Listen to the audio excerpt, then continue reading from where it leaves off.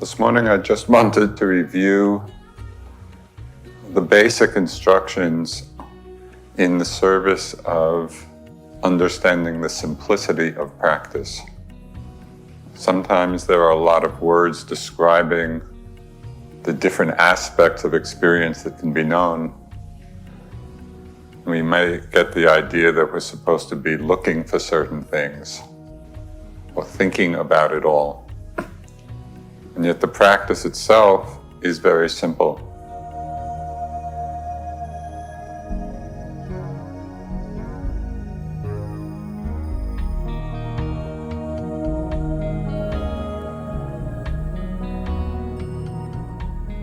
Welcome to the Joseph Goldstein Insight Hour. This podcast is an expression of our shared interest in self-discovery.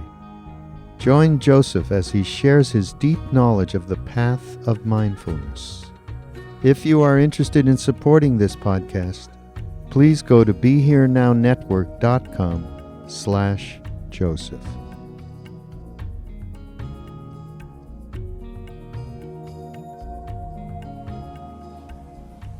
Over the last week, there have been a series of instructions highlighting different aspects of our experience that may come into the forefront of our awareness.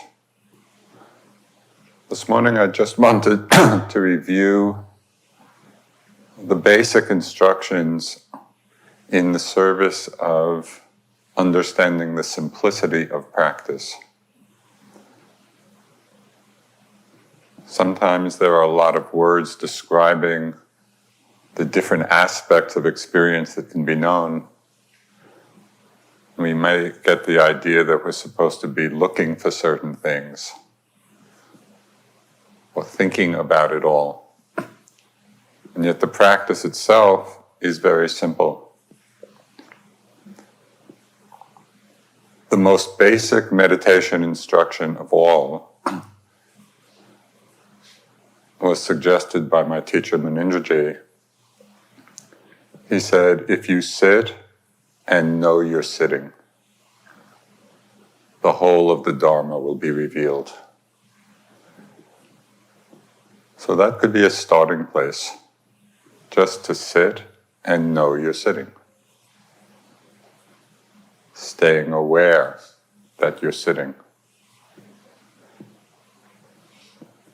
And in that awareness, different experiences will become predominant.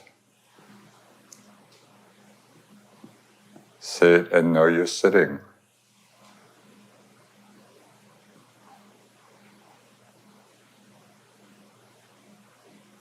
That awareness could be framed in the phrase, there's a body.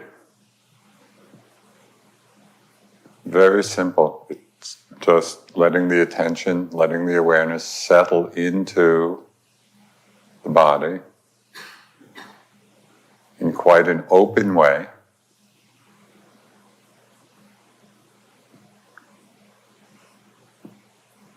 We're grounded in the awareness, there is a body.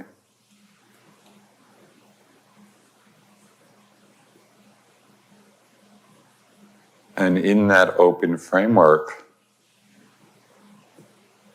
different experiences will arise, will appear by themselves. Within the openness of there is a body, we may feel certain sensations arising within that framework. So we become aware of those sensations.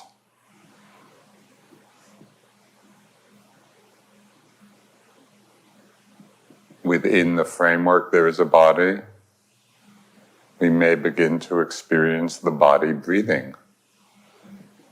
It's those particular sensations associated with the breathing process.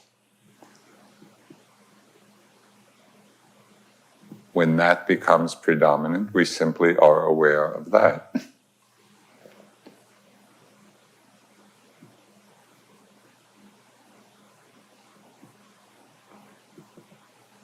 Within the open framework, there is a body. Sounds may appear. And so we become mindful of hearing.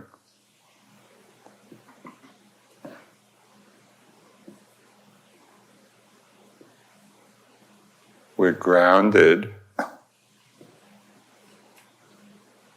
in the awareness there is a body, and at the same time open to whatever is experienced within that framework, just as it appears, just as it arises.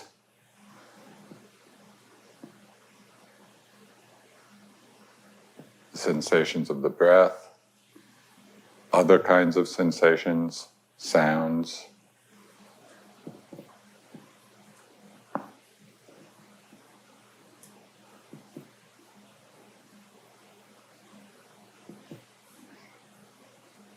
Sometimes people use the breath or the frame there is a body as an anchor, as something to come back to, something to rest in.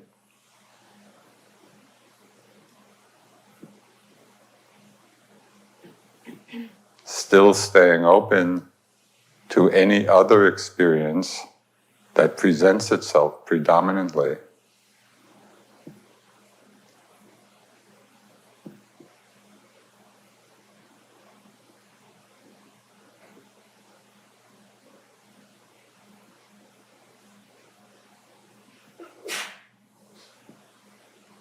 At times, the noting technique can be helpful if the mind is getting confused or is not clear what it is that's arising.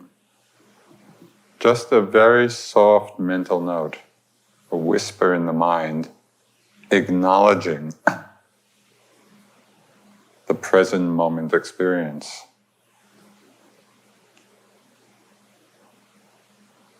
Could be a very soft note with respect to the breathing, in, out, rising, falling. Could be a note with respect to any particularly strong sensations that are calling the attention.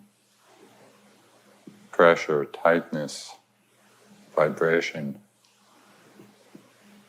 It's just a way of framing that particular moment's experience with the soft note in order to see it and experience it more clearly.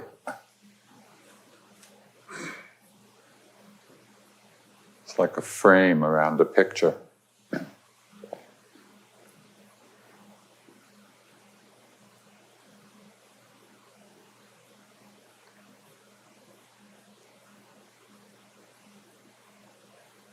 We ground ourselves in the awareness there is a body.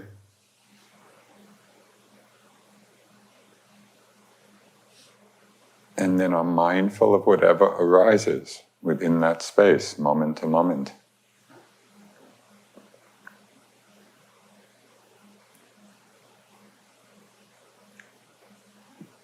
In addition to the physical sensations of the breath or other sensations or sounds,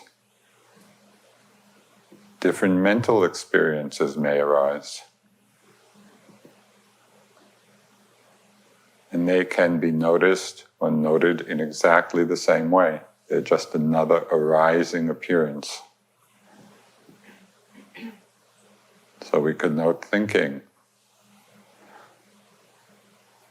If there's a strong emotion, we open to the emotion. Sadness, grief, happiness, excitement, boredom.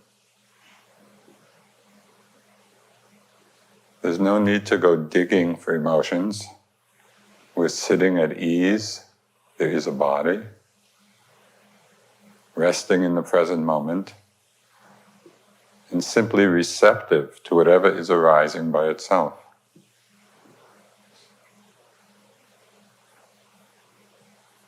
When we're feeling a strong emotion, then that becomes the object of our exploration.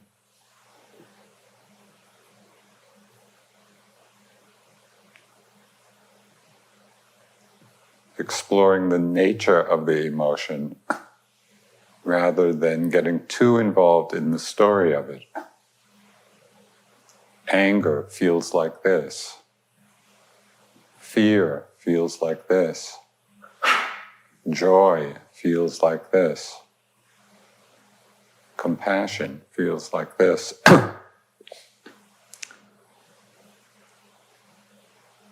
So we're becoming mindful of the universal nature of all these experiences.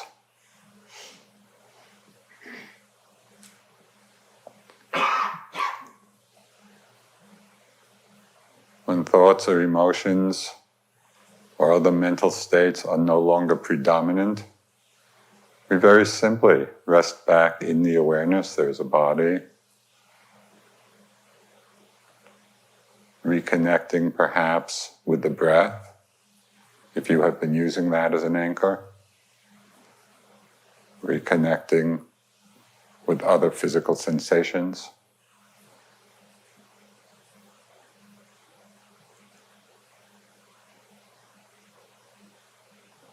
And with all of this, it's helpful to intermittently check the attitude in the mind regarding these different experiences. And that can be done even with things as simple as the breath. We're just feeling, breathing in, breathing out. And we ask the question, what's the attitude in the mind? Sometimes simply by asking the question, we can find the mind relax back from a wanting we might not have even known was there. Maybe this subtle wanting for concentration or calm, or wanting even the next breath. So periodically checking the attitude in the mind with the different arising experiences. We're feeling different bodily sensations. What's the attitude? Is there aversion? Is there clinging? Different emotions. What's the attitude towards them? Are we lost in them? Are we pushing them away?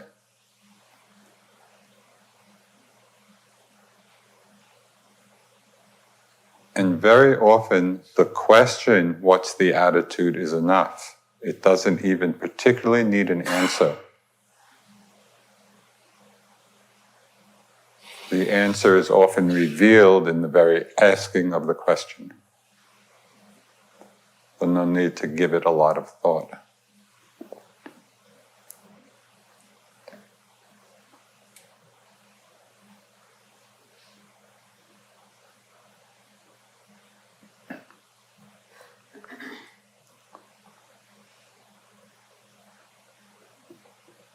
And to follow up a little from last night's talk, if it's of interest, you might take a few minutes at a time as you're being with the breath, as you're being with sensations, as you're being with the sense there is a body.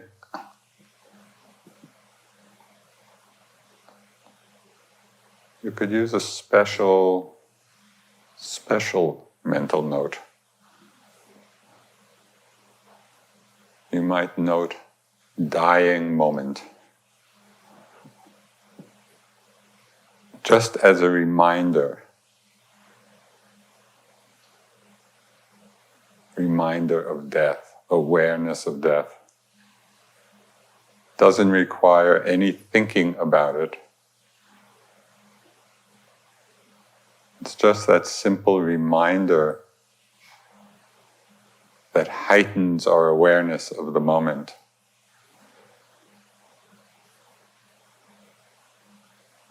In the special context of remembering death.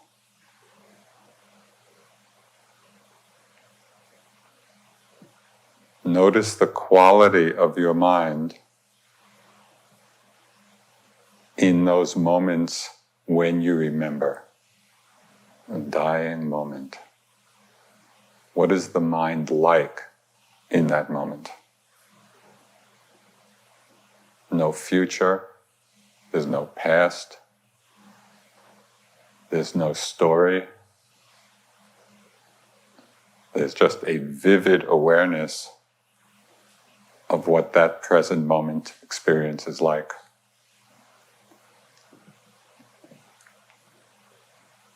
So if it's of interest, you might experiment even for a few minutes at a time with this and see if you connect in some way with this particular practice.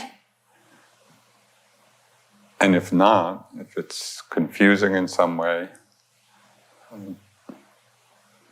just let it go.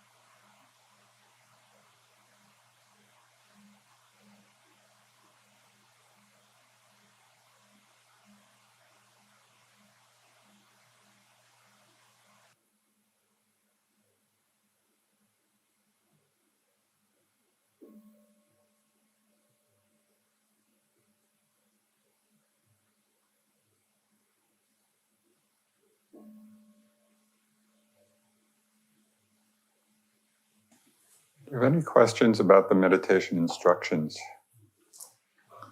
If we finally did connect to that practice you described, any recommendations for integrating throughout the day?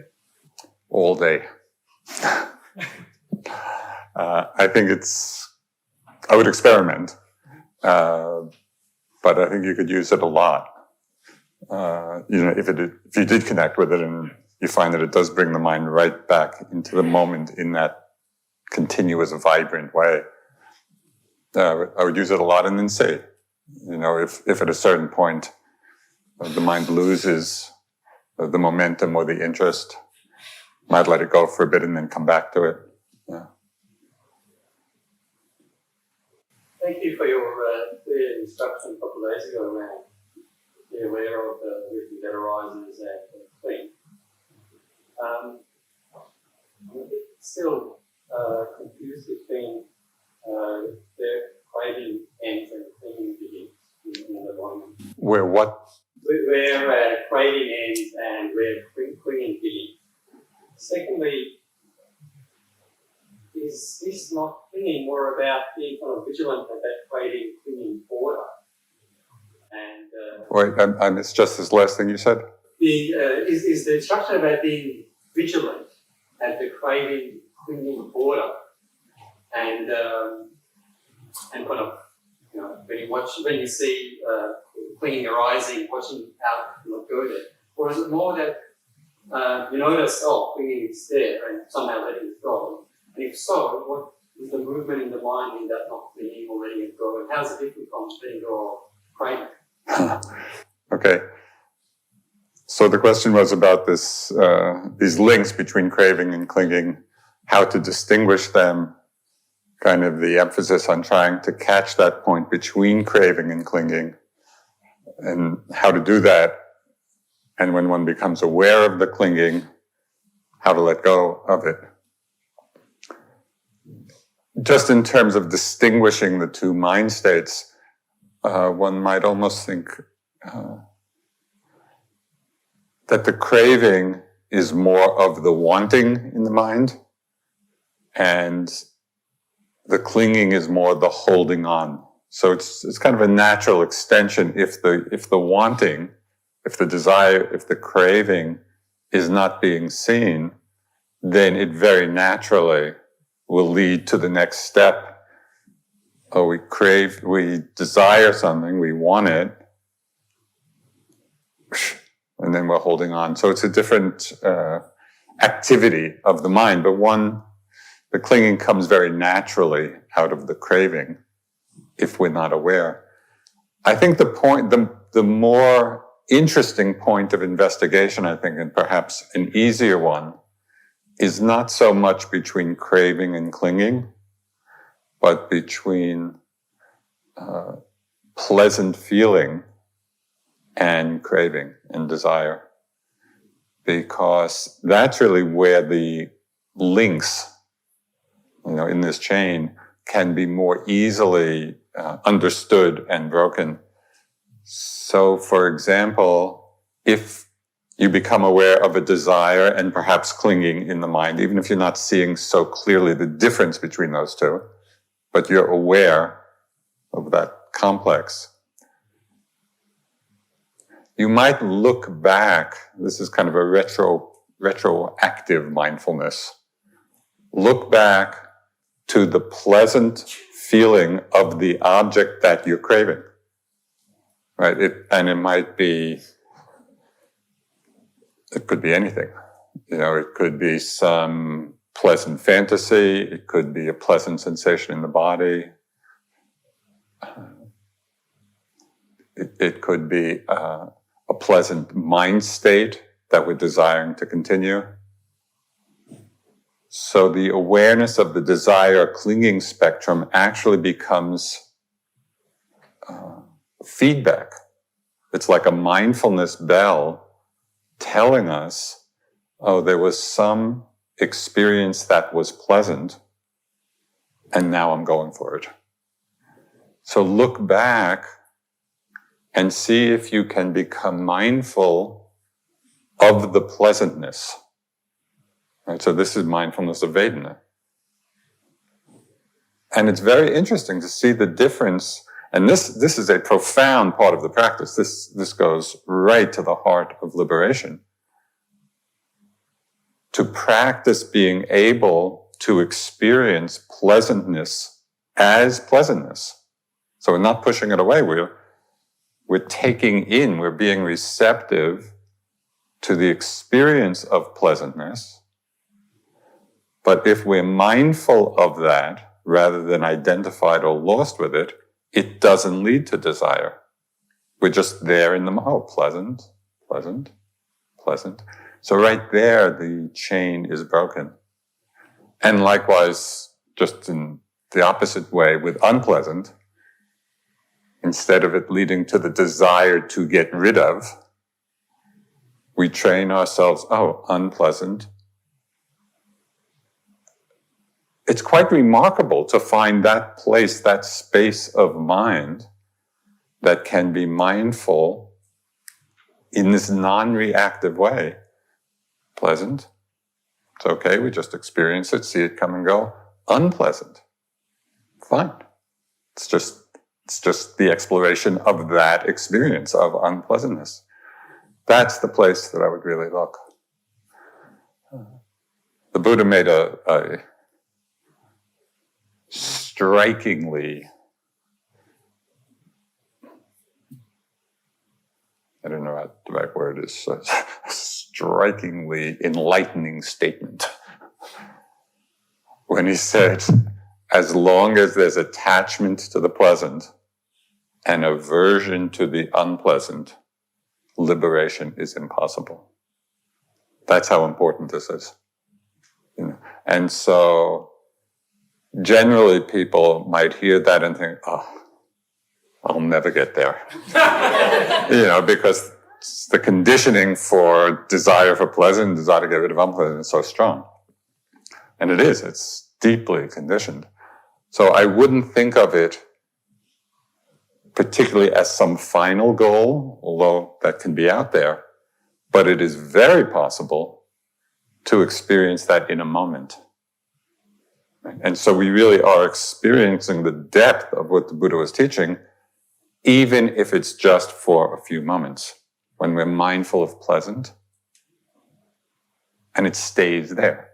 We're mindful of unpleasant, doesn't go anyplace. And so just these moments of coming to that place, it's really a place of equanimity. And even if it's just for a few moments, we are actually tasting in those moments the depth of the practice. And then we just practice putting more and more of those moments together. That's why the suggestion to frequently check the attitude in the mind, it's really about this. We're checking the attitude. Is there attachment? Is there desire for something pleasant? Is there aversion to something unpleasant?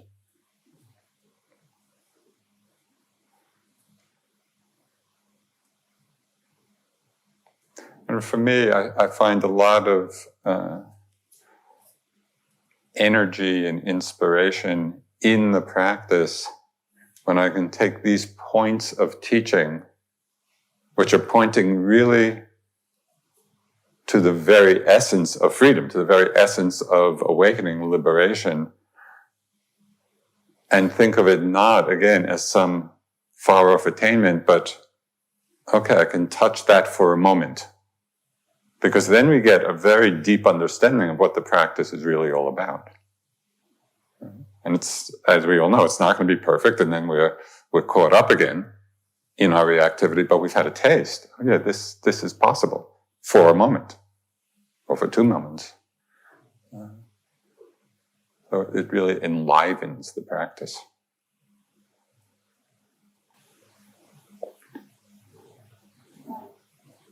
About your instructions last night.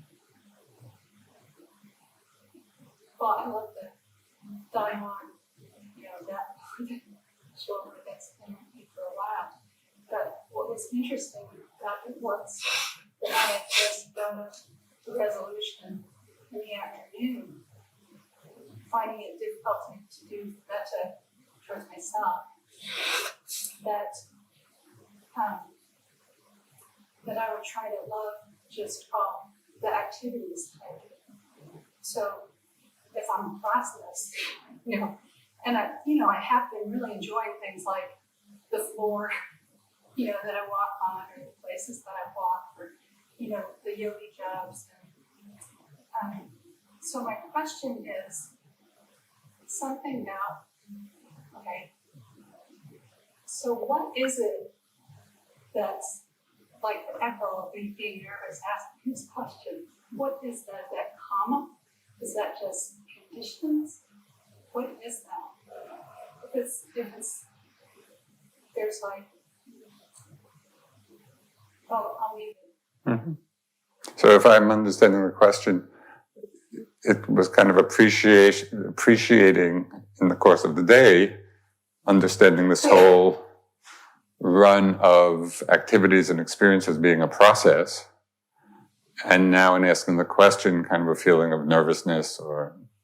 It's that, it seemed like thinking about death and thinking about loving things seemed like the same thing.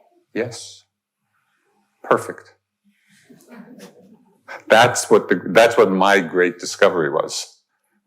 That as I tried to convey,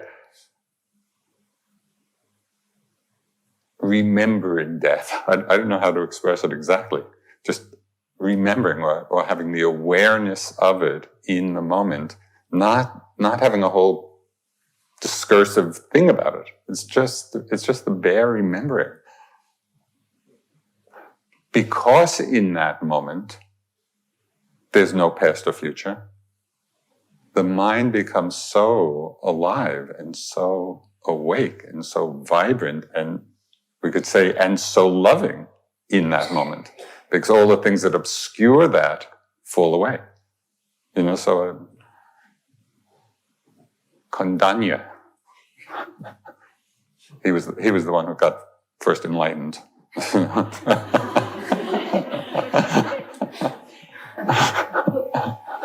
Just to follow up on that, the way it works for me also is not so much thinking about this, but at every moment thinking about being alive, like gratefulness for the aliveness in this moment. Sure, that's doing it from the other side. Comes to the same thing, comes to the same place. Yeah. So that brings a vibrant energy. With all of this and with this instruction and all the others, again, remember, the Buddha taught so many different methods, and so many different perspectives. We can enter into the Dharma through so many different doors. So everything that's suggested are really suggestions. Okay, try it out and see if it's helpful. But the caution in that advice is given that you may hear a lot of different suggestions. Don't get confused. Kind of settle as best you can on some very simple practice that seems to work for you. And then establish yourself in the momentum of that practice through the day. And when there's a feeling of stability and momentum, then it's possible to bring in, other aspects and other suggestions. But be watchful that I'll do a little of this and a little of that and a little of that and a little of that. And the mind just gets confused. So that's a caution. Keep the practice very simple, straightforward, in whichever way it works for you. Okay, last question. The condition you mentioned towards avoiding the unpleasant and clinging to the pleasant is, of course, also determined by evolution. So it seems to me that in the practice, not only are we swimming against the current of dominant culture, but also against the drive of evolution, which seem even more formidable task. It's formidable. That's why you're here. No, it is, although this is going out on a limb a little bit, so maybe we will be opening up a broader understanding of evolution as more and more people begin to see that in doing this, we are actually diminishing and coming to the end of suffering. And so as we internalize that experience, that might become its own evolutionary momentum. So this is Goldstein's theory of evolution. Darwin, move over.